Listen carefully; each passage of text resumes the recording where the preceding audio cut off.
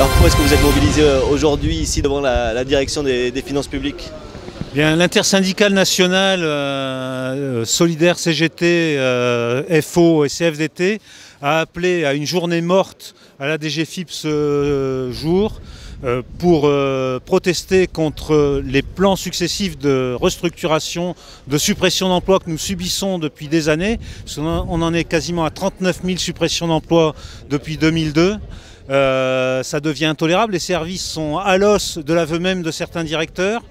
Et en même temps, il arrive la mission CAP 2022 qui prévoit que les services publics soient réformés dans des proportions jamais vues dans ce pays, avec une atteinte très marquée contre le statut de la fonction publique. Les Hautes-Pyrénées sont concernées notamment par des suppressions envisagées. Alors suppression d'emplois, on en a connu 10 l'an dernier, mais on nous en annonce quasiment le double pour l'an prochain. Donc autant vous dire que par rapport à ce que vient de me dire mon camarade, les services publics sont déjà exsangues et tout ça va se payer en termes de services à l'usager. Alors je vais donner quelques exemples mais que vous avez dans le dossier de presse qu'on vous a remis. Il est prévu dans ce département de supprimer la trésorerie de Viellore. Il est prévu de supprimer la trésorerie de Trie ou de Castelnau. Il est prévu de supprimer soit Saint-Laurent, soit Lourdes-Barousse. Et il est également prévu de petit à petit détricoter ce qu'on appelle l'accueil fiscal de proximité, c'est-à-dire pour donner des renseignements aux particuliers dans les trésoreries et de tout transférer dans les centres, que ce soit Lannemezan, Lourdes ou Tarbes.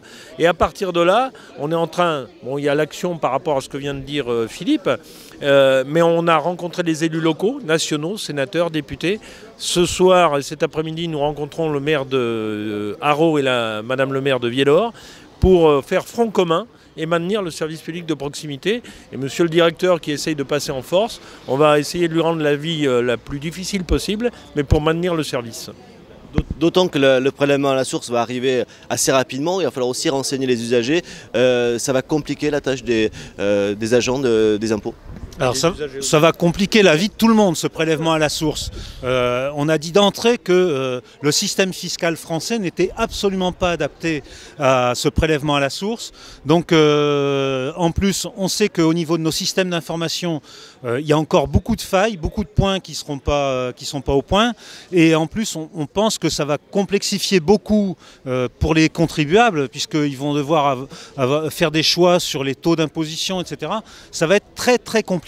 Et avec des services qui ne peuvent plus les recevoir, à tel point que l'administration centrale a même fait un appel d'offres pour que ça soit une entreprise de téléphonie privée qui renseigne les contribuables, ce qu'on trouve absolument scandaleux.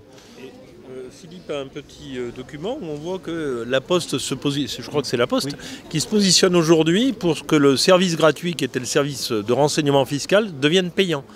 39 € pour aider à remplir la déclaration.